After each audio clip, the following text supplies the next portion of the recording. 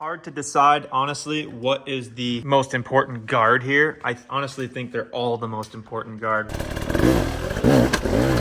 Crosslink, really quality. They fit really tight. They have this proprietary design here where you take this adjustment bolt out of the swing arm and then you put this little guy back in the swing arm and then it ties in right here. You want your swing arm guard to stay on and actually protect your bike. And you can still take the axle out with the guard on. Some of them are finicky that way. Of course, the fork protection, the upper and lower fork guards here on there, super tight. I almost can't even get them off right now, but they fit really nice. The other thing I get from Crosslink, oil filler cap that's on here magnetically to the frame. So then this doesn't get all filled up with gunk and dusty crap. When you take your cap off, you have no chance of dirt going down into that oil container. That one is also really awesome in my opinion. And then he also has this guard down here, the chain guide. So I have the bulletproof tab protector here along with the TM design. This stuff is good and it's lasted me on my other bikes a really long time. But he's got a new one out. It's all one piece, really strong and cool. I'm gonna check that out eventually. Crosslink also has full wraparound guards that cover up this exposed side. How expensive would this be to replace if you scratch the heck out of it? So now we replaced the master cylinder from the stock 10 millimeter master cylinder to a 9 millimeter master cylinder and assembly, and that's to make it a little bit easier pull. Now the process we're going through here, we end up doing a couple times and throughout the course of this video to show you guys the different washer positions, and you'll see our reactions to each one of them coming up.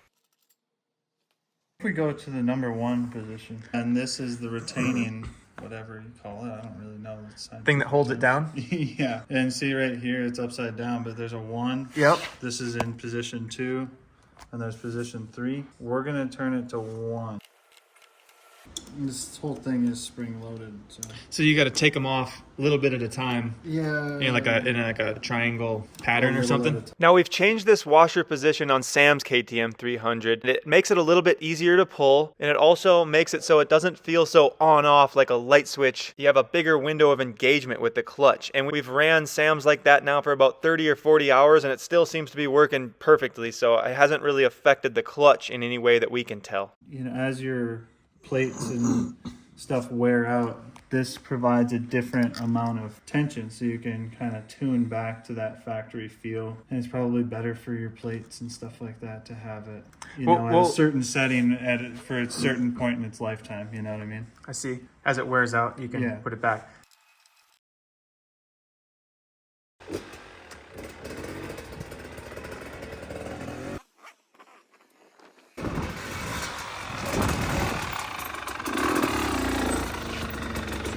You notice it at all, or? It's definitely feels like a good window. It's not so on off.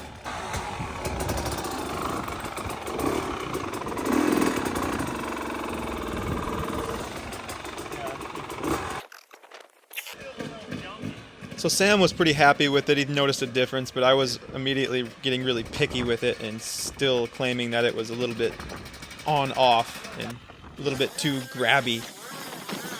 I don't know. It's hard to tell. I guess we're gonna have to get it in the rocks but it doesn't seem a whole lot different, honestly, in that position. I guess we'd really have to just go back and forth a few times. You sure we went in the right direction? We could try extreme the other way real quick. Takes like 2 seconds. So we went the extreme opposite direction with that position. And what does that feel like? Like a light switch with the clutch, like it's on off. Yeah. It's just very on off. It's noticeably more difficult to pull in. Obsess much. Interesting. Yeah. Wow. Just that little tiny position. So yeah, we got to go back to the one we first went to. It'll break in maybe a little bit. Yeah. Once I actually got it out into the wild, the clutch position, the number 1 clutch position on that washer actually feels pretty darn good out there. All right, I'm just going to come out and say it. The KTM with no linkage is just way better for hard enduro. And these skid plates are much more manageable to put on. They bolt into the frame with these smaller ones where the stock guard comes on, and then of course his own brackets. So make sure to take the zip tie off that's stock on that wire that goes to the engine. Re-zip tie it once you get the skid plate on there, but no linkage to get hung up on. The skid plate goes on way easier. We basically need these skid plates, the SXS ones. It's a really good balance of, you know, material that can slide on something, also is lightweight and very durable, kind of designed for performance. These ones tend to slide a little bit better on logs and rocks and stuff like that. Really cool material. Also, they had the SXS had these new fork lug protectors, so I gave these ones a try. See how they hold up. Should be pretty good. Of course, I got his hand guards as well, which I just crashed on, tipped over on the first ride out on this thing. Pretty sure they saved my lever from getting broken.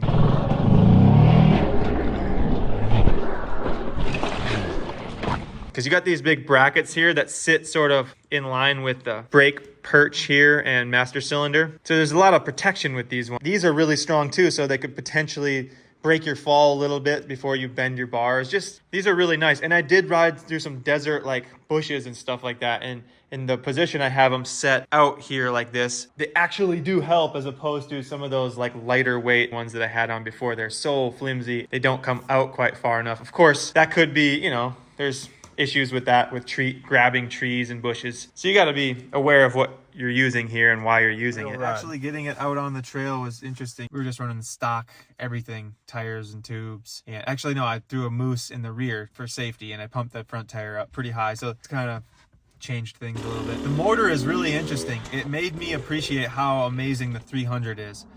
We didn't get into any crazy uphill hard enduro stuff. I did a couple little hill climbs and it's super snappy. Once you get into the power band on the 250, it has that like light switch. Once it comes on, it really goes. It feels like it's a rocket ship. Whereas the I think it messes with your head a little bit. The 300 is will just pull the whole time. You can get into the power band like right now. Definitely there's something about the 300 that it feels heavier and it feels like it goes through rocks. It actually carries through and tracks a little bit better through certain situations. And then if you're just in second or third gear and you let the clutch out with like not a lot of power, the 300 there's a little bit more there, you get just a little bit more back out of your just minimal input. And then the 250, you got to keep the revs up the whole time to kind of get the bike to go forward.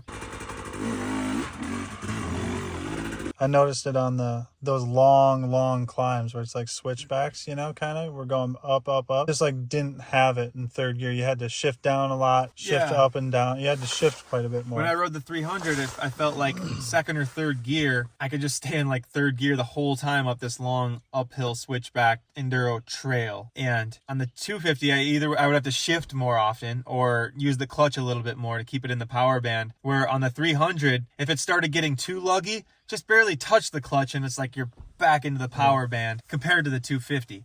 So the 250 makes you work a little bit harder. There's definitely that lighter feel to it. And so I'm not sure where that, you know, I think it's nice for throwing the front end around through the rocks and stuff like that. And honestly, when I got into some slippery rocks, I had some cool moments in the rocks on that bike. But I also did notice, and we do the chain is a little bit short, so the rear end is in a little bit farther by maybe a ½ inch or more, which I think will affect the uphill action, the uphill technical action a little bit. Honestly, through the slippery rocks, I had to work more with the power, but the bike felt really nice through the rocks and it tracked really nice on the rear wheel. And that was just with that stock tire, but it's going to force me to move my body around more too through some of that more technical stuff. It's weird because I rode it all day and then I got on yours and I thought, oh, the 300 is just better. But then I got back in the 250 and I was like, yeah, but this bike feels amazing. It's really fun, especially through the corner and the trails. I was back to being happy like as soon as I got back on the 250. So it was kind of weird there. Obviously the 300 is the way to go for hard enduro. But Ashton Brightmore did get 4th place at TKO last year on a 250, and he said it was a stock Husky 250. So it's, you know, and Cody Webb's riding the Yamaha 250. You can make it work. You know, I'm interested to see what happens with the flywheel because I almost feel like 7 ounces is going to be almost too much for that bike because I want that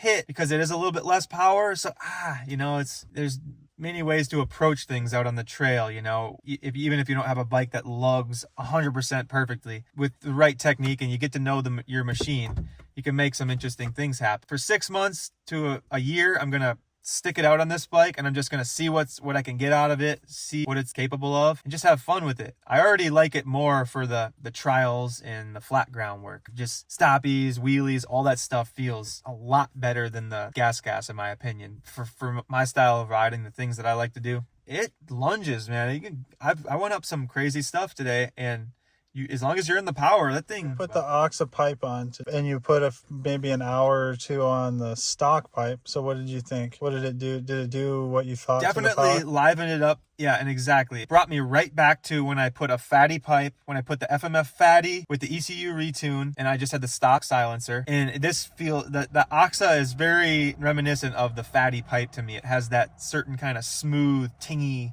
It makes it sound a little bit better too. It seems to liven up the entire power band